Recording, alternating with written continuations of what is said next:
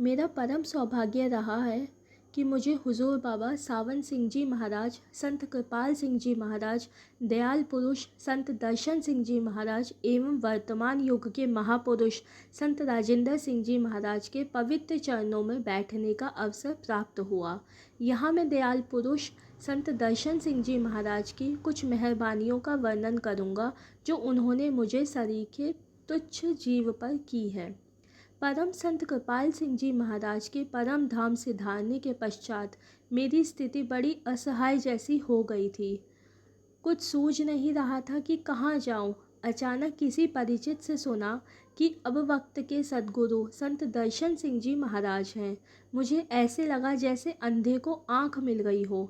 ये समाचार सुनकर दर्शन करने दिल्ली की ओर चल पड़ा। इससे पहले मैंने केवल एक बार ही दर्शन सिंह जी के दर्शन किए थे। सावन आश्रम पहुंचने पर मुझे तरह तरह की बातें सुनने को मिली। कोई कुछ कह रहा था, कोई कुछ।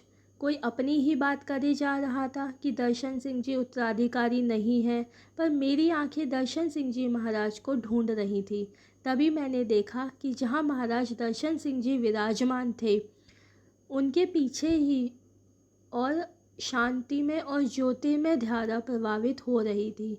मैंने कुछ बोलना चाहा, परंतु महाराज जी ने प्यार से मुझे शांत रहने के लिए कहा। इसके पश्चात मैं वापस अपने घर मेरठ आ गया।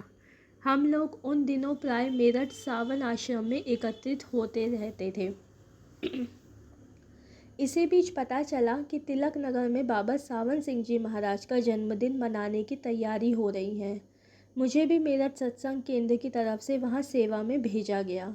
मुझे एक सेवादार कीमती लाल जी ने संग रहकर सेवा करने का अवसर मिला, बल्कि यूँ कहिए कि महाराज जी के समीप रहने का सौभाग्य प्राप्त हुआ।